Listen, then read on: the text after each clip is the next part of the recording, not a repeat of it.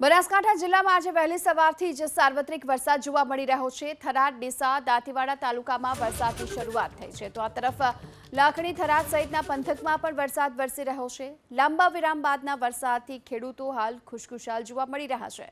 તો વહેલી સવારથી જ બનાસકાંઠા જિલ્લામાં વરસાદી માહોલ છે। થરાદ, ડીસા, દાંતીવાડા તાલુકામાં વરસાદની શરૂઆત થઈ છે અને આ તરફ લાંબા વિરામ બાદ હવે વરસાદ વરસી રહ્યો છે, ત્યારે ખેડૂતો પણ ખુશ જોવા મળી રહ્યા છે। જો કે આગામી 3 દિવસ સુધી ઉત્તર ગુજરાતના વિસ્તારોમાં હજુ પણ વરસાદી માહોલ યથાવત રહેશે।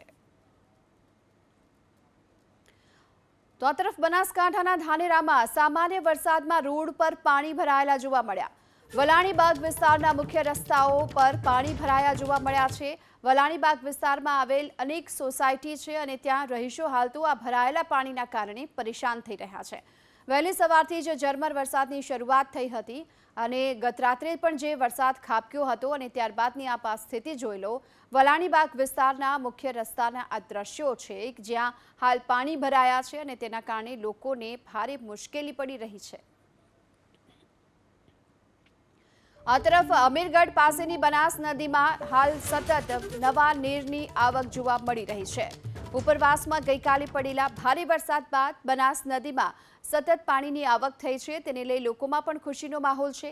બનાસ નદીના નીરમાં પાણીની આવક થતાં દાંતીવાડા ડેમમાં પણ અત્યારે પાણીની આવક જોવા મળી રહી છે। તો બનાસ નદીમાં સતત પાણીની આવક છે અને ઉપરવાસમાં વરસાદના કારણે પાણીની આવક થતાં ખેડૂતો પણ ખુશ છે।